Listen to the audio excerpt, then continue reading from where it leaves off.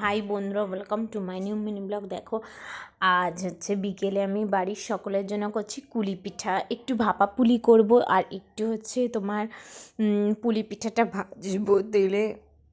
দেখো সুজি দিয়েই করেছি পুরো পুলি পিঠাটা, আর নারকেলের পুর ভিতরে ঠেসে ঠেসে ভরা। দেখো কেমন হয়েছে বন্ধুরা আমার হাতের কুলি পিঠা।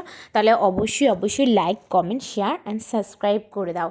আর এই দেখো আমি নিজের হাতে কুলের আচার বানিয়েছি। তোমরা কে কে ভালোবাসো কুলের আচার খেতে? আমি তো খুবই ভালোবাসি কুলের আচার খেতে, আমি খুবই ভালোবাসি বন্ধুরা। যদি তোমরা আমার এই ব্লগ দেখে জিভে জল চলে আসে, দেখো একটা বাটিতে নিয়ে নিয়েছি কুলের আচার, ব্লগ চলে আসে, তাহলে অবশ্যই লাইক, কমেন্ট, সাবস্ক্রাইব করে দাও। দেখো কি সুন্দর হয়েছে না, পুরো জেলির মতো থকথকে।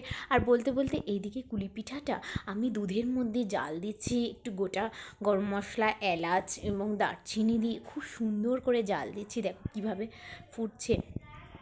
আর এইদিকে দেখো কুলি পিঠাটা অলরেডি রেডি হয়ে গেছে, গুড়ও দিয়েছি।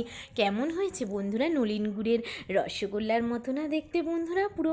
আর দারুণ হয়েছিল, অসাধারণ হয়েছিল, অপূর্ব হয়েছিল, সেই স্বাদ বন্ধুরা। দেখো এই ঝোলটা আমি একটু একটু করে নিচ্ছি, অসাধারণ হয়েছিল, অপূর্ব হয়েছিল।